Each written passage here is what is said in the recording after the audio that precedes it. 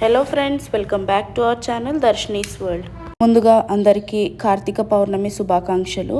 ఈ కార్తీక పౌర్ణమి వెలుగుల్లో మన జీవితాల్లో ఉన్న చీకటంతా తొలగిపోయి సంతోషాలతో ఆనందాలతో ఉండాలని మనస్ఫూర్తిగా కోరుకుంటున్నాను.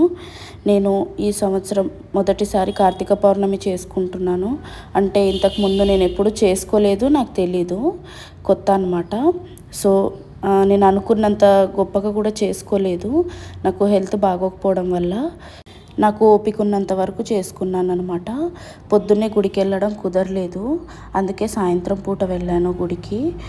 పూజకి ఏమేం కావాలో ఏం అవసరమో అన్నీ మా టీచర్కి ఫోన్ చేసి అడిగి తెలుసుకొని కొనుక్కున్నాను అనమాట గుడి బయటనే. తర్వాత అక్కడికి వెళ్ళాక అసలు ఎంత బాగా చేసుకుంటున్నారో నాకైతే చూడటానికి అసలు రెండు కళ్ళు సరిపోలేదు. చాలా హ్యాపీగా అనిపించింది, ఎంతో ప్రశాంతంగా అనిపించింది.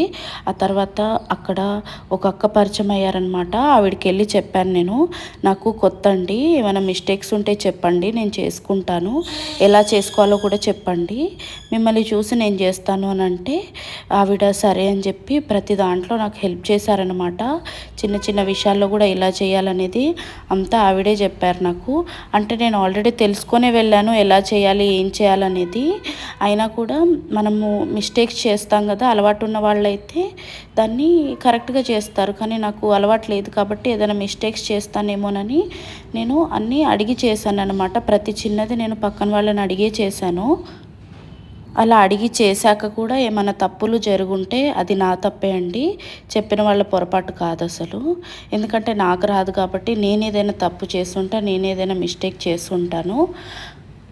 అన్నీ అందరికీ ఒకటేసారి వచ్చేవి కదా, ఎవరికైనా టైం పడుతుంది కదా. సో నేను కూడా చిన్న చిన్నగా నేర్చుకుంటున్నాను. దీపావళి రోజు వ్లాగ్లో నేను ఏమైనా మిస్టేక్స్ చేస్తే నాకు చెప్పండి అని అన్నప్పుడు నాకు తెలిసిన వాళ్ళు చాలామంది నాకు మెసేజ్ చేశారు, డైరెక్ట్గా కూడా చెప్పారు నేను ఏమేమి మిస్టేక్స్ చేశానని. నేను అడిగాక కూడా, అడిగి తెలుసుకున్నా కూడా ఇన్ని మిస్టేక్స్ చేశానా అని అనిపించింది నాకు. అంటే పూజలు చాలా భక్తితో చేసుకునే వాళ్ళు ఉంటారు కదా, సో వాళ్ళ ఫీలింగ్స్ హర్ట్ అవుతాయి కదండి మనం ఏమైనా తప్పులు చేస్తే. సో అన్నీ తెలుసుకొని చేయాలని అనుకుంటాను నేను, అన్నీ కరెక్ట్గా చేయాలని అనుకుంటాను ఎప్పుడు. సో 365 ఒత్తులు వెలిగిస్తే మంచిది అని, అది నాకు తెలిసిన వాళ్ళు నన్నే చేసుకోమన్నారు. కానీ అసలు నేను ఉపవాసం ఉండే అంత ఓపిక కూడా లేదు నాకు, హెల్త్ బాగోకపోవడం వల్ల. సో చేసుకోలేకపోయాను. నెక్స్ట్ ఇయర్ నేను హెల్తీగా మంచిగా ఉంటే ఖచ్చితంగా చేసుకోవడానికి ట్రై చేస్తాను. అప్పటికి నాకు అన్నీ అలవాటైపోతాయి కదా, పూజలు చేయడం అన్నీ తెలుసుకుంటాను. మ్యాక్సిమం చిన్న చిన్నగా తెలుసుకుంటున్నాను.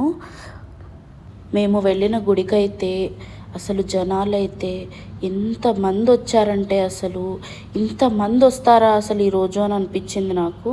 ఎందుకంటే నేను వెళ్ళలేదు కాబట్టి ఎప్పుడు నాకు అలా అనిపించింది. దూరంగా నిల్చున్న వాళ్ళకి పూజారి గారు కొన్ని శ్లోకాలు చెప్పారు, మీరు కూడా వినండి, చాలా మంచిదంట.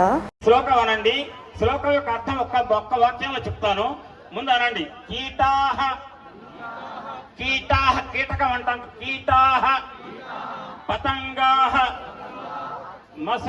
మసకాహ చ వృక్షాహ జలే స్థలే ఏ నివసంతి జీవాః దృష్ట్వా ప్రదీపం న చ జన్మ భాగినః భవంతి ముక్తాః స్వపచాహి విప్రాహ.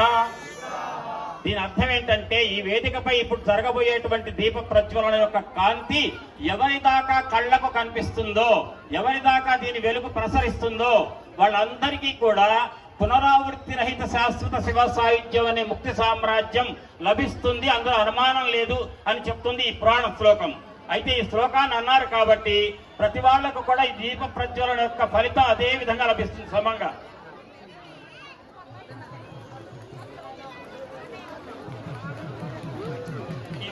దిశో దిశ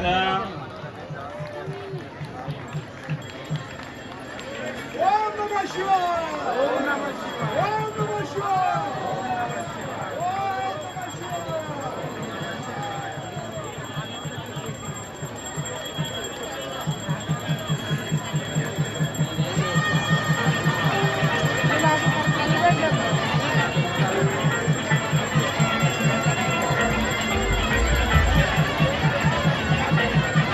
ఈరోజు ఈ వీడియో అప్లోడ్ చేయాలనే అనుకుంటున్నాను. అప్లోడ్ చేస్తానో లేదో తెలీదు, ఎందుకంటే ఓపిక లేదు.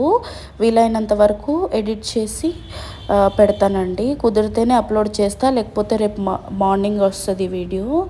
అందరూ వింటారు కదా, శ్లోకం ఎంతో బాగుంది కదా అని నేను దాన్ని రాగా పెట్టేశాను. వింటే చాలా మంచిదని కూడా చెప్పారు, అందుకే అలానే ఉంచేశాను నేను. ఆ తర్వాత దర్శనం అయిపోయాక బయటికి వచ్చాక గుడి ముందు క్రాకర్స్ కాల్చారనమాట. చాలా సూపర్గా ఉంది వ్యూ అని చెప్పి అది కూడా వీడియో రికార్డ్ చేసుకున్నాను, బాగుంది కదా అని. ఆ తర్వాత ఇంటికి వచ్చి ఉసిరికాయ దీపం పెట్టుకున్నానండి. మన ఇంటి ముందు తులసి కోట లేదండి, మేము ఇంకా కొనలేదు. ఎందుకంటే మాకు పెళ్ళై ఓన్లీ 5 months అయింది, సో కుదరలేదు, ఇంకా కొనాలి. మేము ఇల్లు మారినప్పుడు అప్పుడు కొనాలని అనుకుంటున్నా. సో నాకు తెలిసిన టీచర్ని అడిగితే ఏం ప్రాబ్లం లేదు, ఈస్ట్ వైపు ఫేసింగ్ చేసి చేసుకోవచ్చు మనము, ఏం కాదు అని. ఎలా చేయాలనేది నాకు చెప్పారనమాట. ఆవిడ చెప్పింది తూచా తప్పకుండా యాజ్ ఇట్ ఈస్ చేయడానికి ట్రై చేశాను. అందులో ఏమైనా మిస్టేక్స్ అయ్యే ఉంటాయి, ఎందుకనంటే అడిగినప్పుడు అన్నీ అర్థమైనట్టే ఉంటాయి వాళ్ళు చెప్పినప్పుడు. ఆ తర్వాత చేసేటప్పుడు ఏదైనా మర్చిపోతూ ఉంటాం కదా, సో నేను కూడా అలానే ఏదైనా మర్చిపోయి ఉంటాను, ఏదైనా మిస్టేక్స్ చేసి ఉంటాను. సో అలా మిస్టేక్స్ ఏమైనా చేసి ఉంటే క్షమించేసేయండి నన్ను. సో నాకు ఎంతవరకు అర్థమైందో, నేను ఎలా చేసుకోగలిగానో అంతవరకే చేసుకున్నానండి. సో ఇది ఈరోజు వ్లాగ్ అండి. అంటే ఏది చేసుకున్నా దేవుడు అనుగ్రహం ఉండాలంటారు కదా, నాకు ఈ మాత్రం ఓపిక వచ్చి నేను చేసుకోగలిగినందుకు చాలా హ్యాపీగా ఫీల్ అవుతున్నాను. ఎందుకంటే అసలు లేవలేనేమో అనుకున్నాను నేను, ఈ మాత్రం ఓపిక వచ్చింది అంటే నేను చేసుకోవాలని అంత దృఢంగా అనుకున్నాను. ఖచ్చితంగా చేసుకోవాలి, ఎందుకనంటే చాలా మంచిది అని అందరు అంటున్నారు కాబట్టి నేను ఖచ్చితంగా చేసి తీరాల్సిందే అని అనుకున్నాను. సో చేసుకున్నాను ఈ మాత్రం అయినా కూడా. అంటే ఇది కూడా ఏం తక్కువ కాదని నేను ఫీల్ అవుతున్నాను. అంటే దీనికంటే గొప్పగా ఇంకా బాగా చేసుకోగలుగుతారు. నేను ఫాస్టింగ్ ఏం లేను ఈరోజు, ఎందుకనంటే టాబ్లెట్స్ వేసుకోవాల్సి ఉంది. ఫాస్టింగ్ ఉంటే ఇంకా అసలు ఓపిక ఉండదని నేను ఫాస్టింగ్ ఉండలేకపోయాను. సో ఈరోజు ఈ వ్లాగ్ ఇంతే. నచ్చితే లైక్ చేసి షేర్ చేసి సబ్స్క్రైబ్ చేసుకోండి. నా ఛానల్ని సపోర్ట్ చేయండి ఫ్రెండ్స్. Bye bye.